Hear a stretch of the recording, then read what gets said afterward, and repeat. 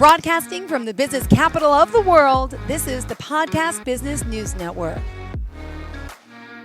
We are back with Randy, probably the only guest that I've ever had that is cool enough to like dance and get down to the music every time we begin or end the show. So thank you, Randy.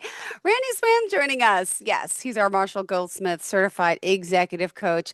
Got to say, he's a friend. Of course, all Very much so. Yeah. movie star and founder of Coaching for Relevance. And he really is just an amazing soul who's here to help others make strides in their lives. So welcome back. How are you?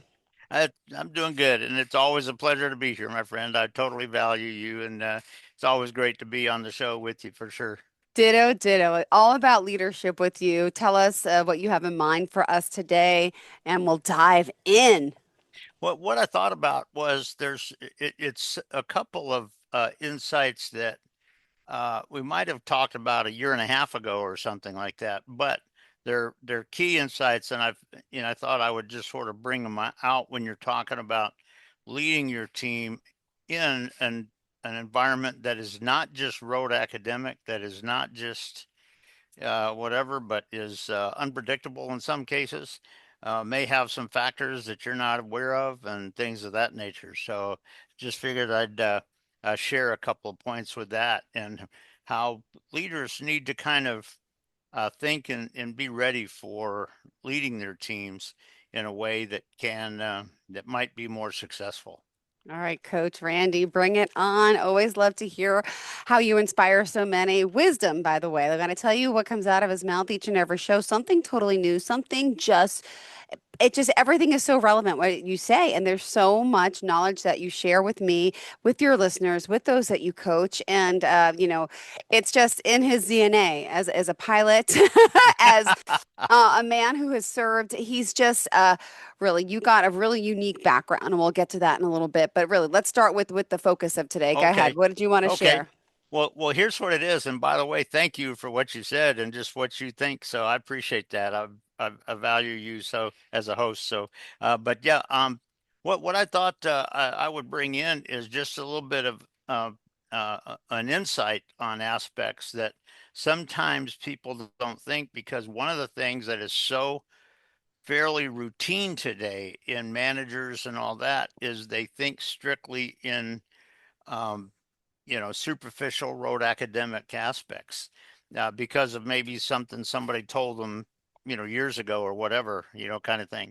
And one of the things that I'll mention on this is what I'm going to bring is it's my neuroscience aspect of it too, because it's going to kind of highlight one key area where the true, neuro, brain processing that comes from the frontal lobe. It's not just the cerebellum back here where it's just all, you know, habit patterns and what I'm used to, which is what a lot of people have a tendency to do in today's world. But I'll tell you, when you're talking about, growing yourself to become a leader and to actually be promoted and to really become somebody amazing in your organization, if you're always going back to your habit patterns back there, you're not getting the job done and you're not preparing yourself. So, what I'm going to mention here is this simple aspect of how you've got to really bring the mental processing that comes from your frontal lobe. And you know what? Sometimes when you talk about the frontal lobe of your brain and it's processing the given situation and the factors involved and things like that, guess what? Sometimes your brain has to kind of rewire and really develop what it really is aware of on the given situation on it. And so I'll just mention that. And one of the things that I'm thinking about here, I'll just kind of throw it out as a very simple thing, but it is a picture of what I'm talking about, because a lot of it, and I've seen this in more managers than you can imagine, kind of thing. But a lot of times, a manager, when they're going into a new situation or a new aspect, or their company is looking to kind of shape a little bit of this one aspect that they want to be involved in and all that kind of stuff, And what they do is a manager, a lot of times when they go into a given situation, their brain clicks into this or that aspect of it, you know, and you don't really want to go there, because guess what? When you go into those situations, a lot of people, kind of go into it and they say, okay, we'll do this or we can't do that. Okay, just walk away, or, whatever kind of thing. And that is not what is truly successful when you're dealing with those kind of situations. And the bottom line is, a lot of people, when they go into let's say, a slightly new environment or a new situation or whatever that they were not fully aware of, perhaps, they either say everything's got to fit what I say, or just nothing's right. We just got to walk away from this. That is the either or aspect of this, that as a leader and as Mm-hmm. a team, you never want to go to.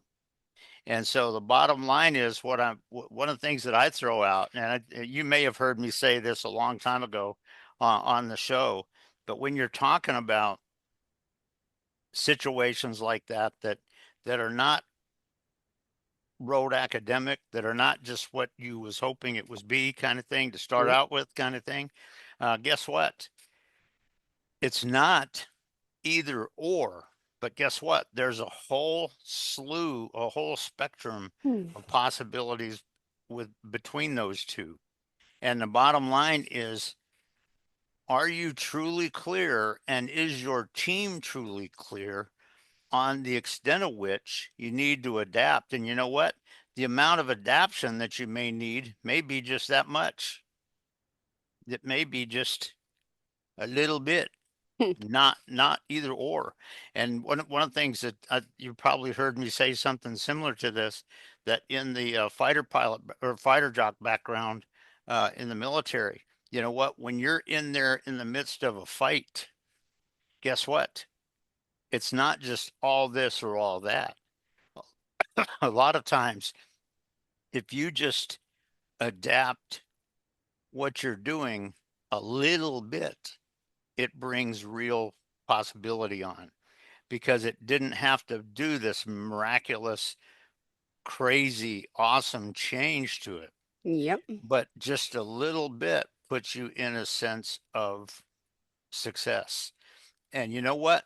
That's not totally apart from when you're trying to move your team into a particular environment and into a particular aspect, a particular point of success.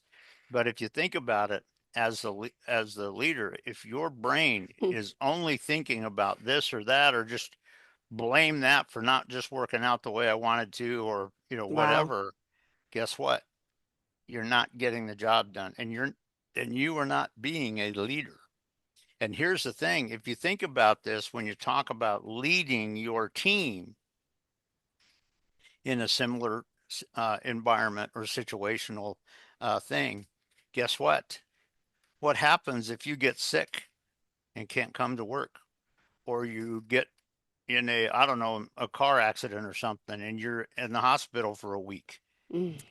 Have you truly worked and helped your team Ah, develop to the point where they can perform even until you get back? yep. And it's so amazing that you'd be surprised at how many managers I've seen that when they're talking to their team, all they do is they just tell them, do this, do that, do this, do that. Well, guess what? Yep. When factors come on scene, it may throw that in the trash. Yep.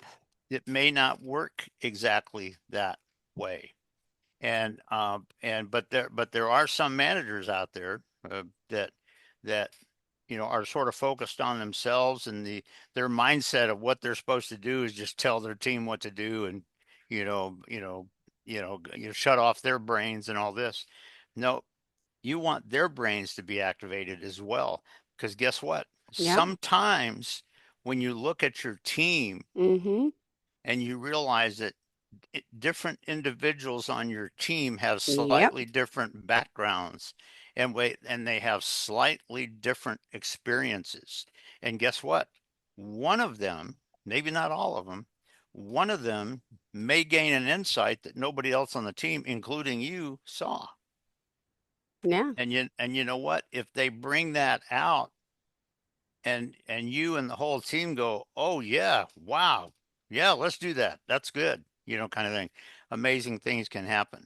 But it is interesting that if you as somebody is trying to be a manager or leader of their team, if all you're doing is interacting in such a way that you're having them just shut their brain off and listen to you, or just do this or do that or whatever, or a lot of times, and anybody that's hearing me on this can probably tell me they've heard somebody do this before. I don't mean necessarily a leader at work, but just somebody that they were connected with in their life or whatever kind of thing.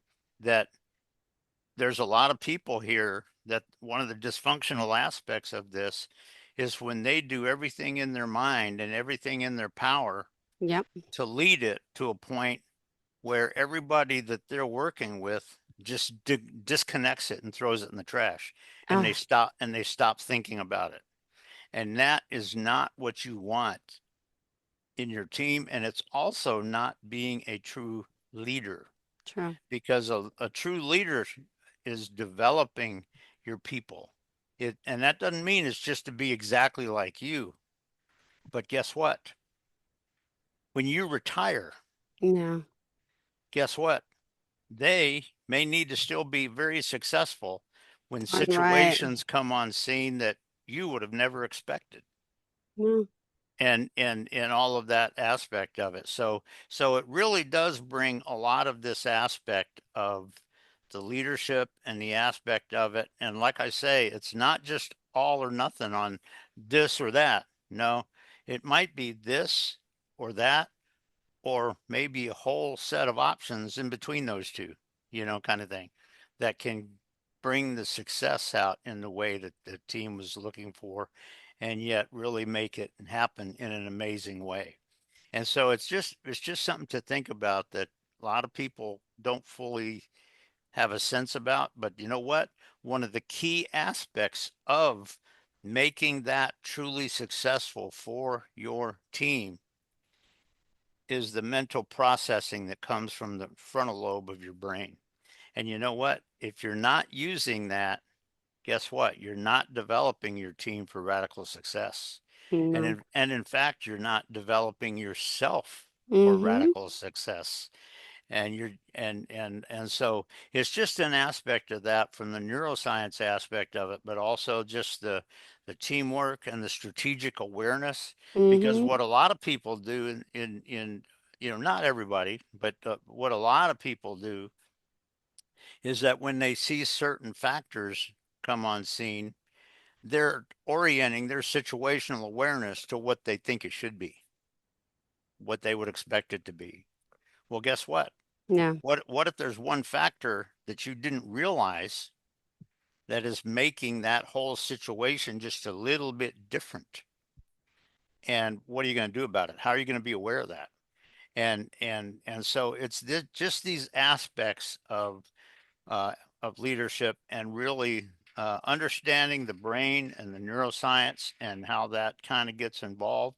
And is it getting involved in a good way for you, or is it totally dysfunctioning it for you?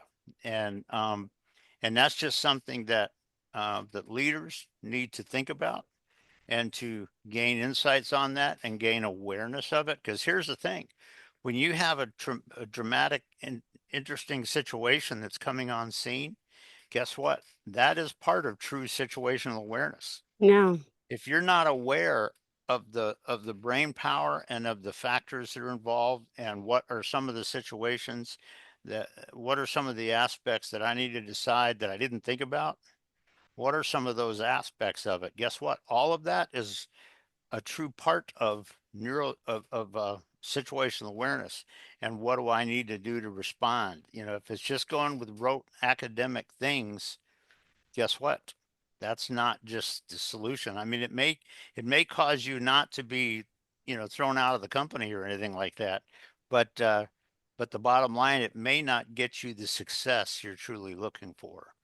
And so it's just something to think about when you're talking about this whole aspect of, true situational awareness, your true leadership, your neuroscience, the ability to truly process the factors and to have clarity in your team, not just you, but in your team about the real success application, and realize that it's not just this or that. Guess what? It could be almost anything in that uh, uh, kind of scan there that may be applicable that you didn't notice, that you didn't think about.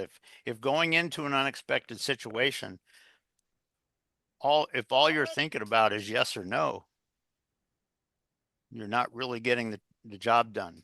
And it, but having some of those conversations and having some of those aspects where you can, build that awareness in your people, but also in you. And it doesn't mean just giving them rote answers. No, it's getting them to think where they are processing Yep. also.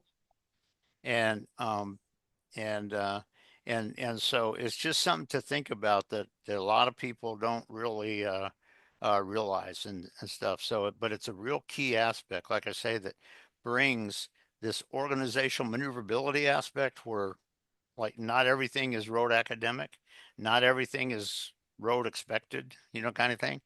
And also the neuroscience, the aspect of neuro. In fact, I'm posting on my social media an interview that I had with the NPN hub over in Europe. That's about 2 weeks ago, and that's going to be posted tomorrow morning. But it goes into this because what he wanted me to focus on as he interviewed me was the aspect of organizational maneuverability and neuroscience. And you know what? When you're leading your team, it's not just going to rote academic answers so you can pat yourself on the back. It's really understanding the truth and the factors and the real aspects uh, that are there that can make the right decisions for what you're trying to accomplish in an unpredictable, unexpected situation where it doesn't just meet rote academic things. And it's just an aspect of it when people are thinking about this. It's not just either or. It's not just pick this or that. No, it's having real clarity on how you need to move in and adapt. Because here's the thing, a lot of people have a tendency to think, when I go into this situation, we're going to do this, and if it gets stressful, there's basically two ways that people tend to think in today's world. One is by telling your people, well, keep going, fight it, yeah, keep going, and all this kind of stuff. And the other one is, well, here, just throw that away. Just Yeah, walk away right. from that and we'll go over here. Guess what? Those two are not necessarily the answers, because when you're going into that situation, guess what? Like I mentioned, a kind of an analogy with a fighter jet kind of thing. Guess what? If if your adaptability here is to adapt Yes. at just 10 degrees, Yeah. guess what? You may turn that into success that quick. And so it's just something to think about that a lot of people don't think about. It's not just the superficial dictating and controlling and blaming and all this sort of stuff, but it's truly developing your people and yourself so that you can get your mental processing and gain real total clarity, not just on the excuses, but on the true picture of success and what you can do to get there. And sometimes, guess what? Just adapting that about 10 degrees may be all that you need to do, as opposed to just throw it in the trash and walk away from it kind of thing.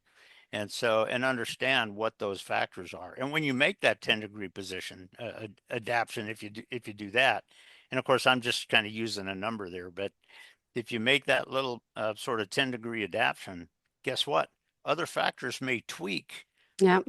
But when you're talking about true situational awareness, is your brain and your mind and your processing clear Yeah. enough that when a new factor comes on, you know what you're going to do, and your team knows what they're going to do.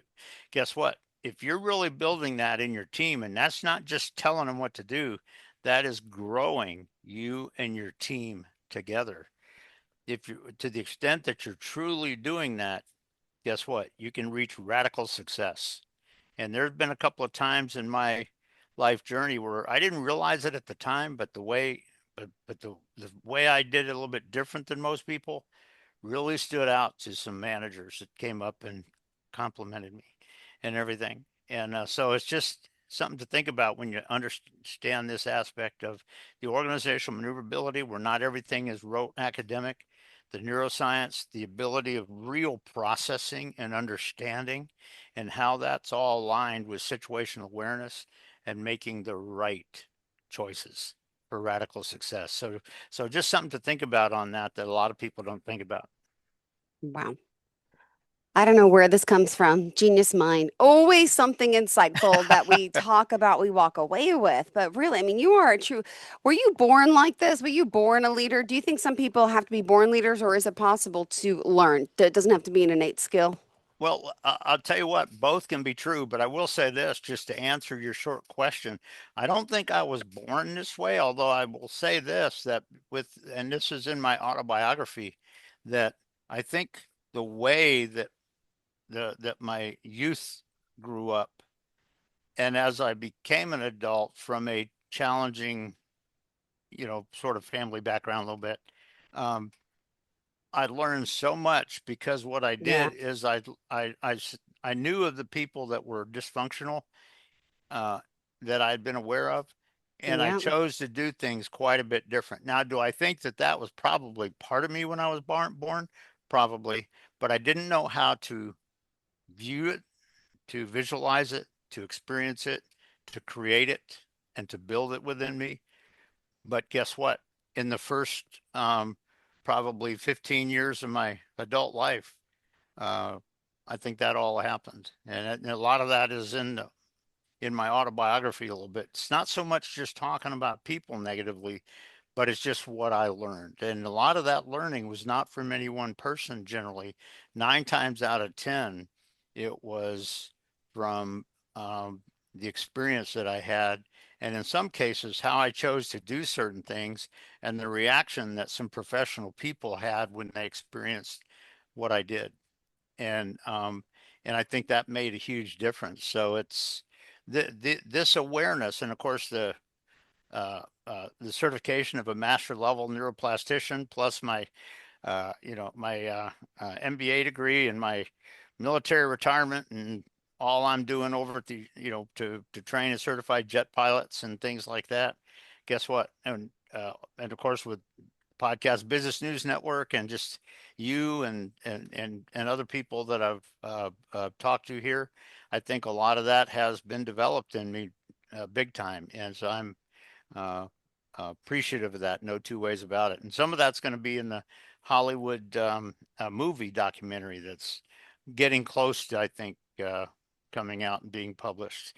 And so yeah, it's just been part of my story of what I've learned, um, what I've seen in some ways that I could do things differently because of something that I did way back when, kind of thing. And little things that I learned from that and how I became different. And so I think that's a big part of that. Beautifully said. Thank you so much. And when by you mentioned, I gotta mention the book. Where can we find the book? And also, let's talk a little bit about what's happening with the movie. Where can we see it? When is it out? Where? Explain that one. Yeah, yeah. And I'm working on that Good. with the AEMG folks. But the autobiography is on Amazon, so you can click on Yep. Amazon and go to it. The title is Bring Freedom to Potential. And the people that have read it have made amazing comments about my story and everything. And so I'm a little bit amazed about that in a positive way. But also with the movie, I'm waiting for the AEMG folks, the people that you guys kind of work together with and stuff. I think it's getting close to being ready to go. And I will say this, that once it's published, It's my understanding that it's going to go on HBO and Netflix and a lot of other places, and it's going to be available for anybody that wants to get it and purchase it and stuff. So I'm humbled at that, and I'm glad that my story, even some of my mistakes in my life that I could have and should have done better, uh, and everything. It's I'm amazed at my story, and I'm amazed at just how it's all how it's all happened. But humbled, and I'll tell you, if um, I don't, I think you probably heard me say this before, Joel, my friend, but. Um, 20 years after I take my last breath, it doesn't really bother me if people don't remember my name. But what I totally want is that people remember this movie that they saw or this book that they read, and they got a lot of insights out of it, and it made them Yeah. different. It made them different, better, more successful, and all of that. Because it's I'm just sort of amazed at just some of the aspects of it. So, yeah, I appreciate it very much, and it's Mm, always a pleasure being on with you. It really is. absolutely. Thank you again. And let's tell us the website, Facebook page. How do we find you? Okay, if you go to the website, which is coachingforrelevance.com, Mm-hmm. and on the front page there, you'll see some pages and all. But at the very bottom of it, there's an aspect where it has my email on it, and it also has my cell phone. So if somebody wants to call, by the way, I don't do sales calls. If somebody has a need of something, yeah, we'll come up with something, no two Yeah, ways about it. But if they call me, they don't have to think I'm just going to constantly be trying to sell them on stuff. If they just want to have a chat and a conversation, we'll do that. you're so good. All right. Thank you so much, Randy. Enjoy the rest of your day, and we will chat soon. Thank you so much.